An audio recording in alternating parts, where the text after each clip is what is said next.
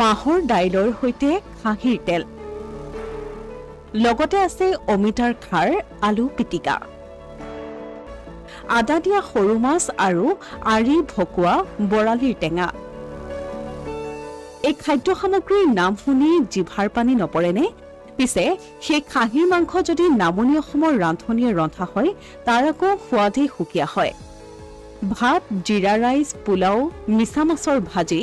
আদা দিয়া সৰু মাছ আৰি ভকুৱা আৰু বৰালিৰ টেঙা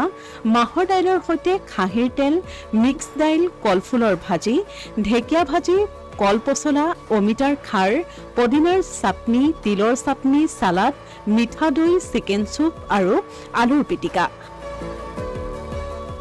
অসমীয়া মানুহৰ লোভ লগাব পৰা এইখন এখন উত্তম মেনু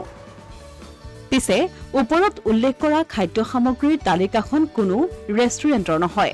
এই খাদ্য সামগ্ৰীৰ তালিকা অসমৰ মন্ত্ৰীসকলৰ বুধবাৰে নলবাৰীত অনুষ্ঠিত কৰা কেবিনেট বৈঠকত অংশ ল'বলৈ যোৱা মন্ত্ৰীসকলৰ বাবে এই মহা আয়োজন স্থানীয় প্ৰশাসনৰ নলবাৰীৰ ৰান্ধনীয়ে ৰন্ধা খাদ্য সামগ্ৰীৰ জুতি ল'লে মন্ত্ৰীসকলে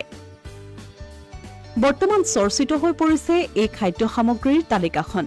কাৰণ বহুতৰে বাবে যে এই ভাত সাজ সপোনৰ এসাজ সৰু মানুহৰ বাবে যিবোৰ সপোন ডাঙৰ মানুহৰ বাবে এইবোৰ খাদ্য অতিকৈ সহজলভ্য সাইৰেন বজাই মন্ত্ৰী যাব উদৰ পুৰাই তৃপ্তিৰে খাই বৈঠকত বহি তেওঁলোক দিছপুৰলৈ উভতি আহিব সাধাৰণ লোকসকলেহে এনে এসাজ খাদ্যৰ তৃপ্তি ল'বলৈ 10 বাৰ ভাবিব মন্ত্ৰী বিধায়কৰ বাবে সেই সুযোগ পিছে বিনা পইচাতেহে অসমীয়া প্ৰতিদিন ডিজিটেল ডেস্ক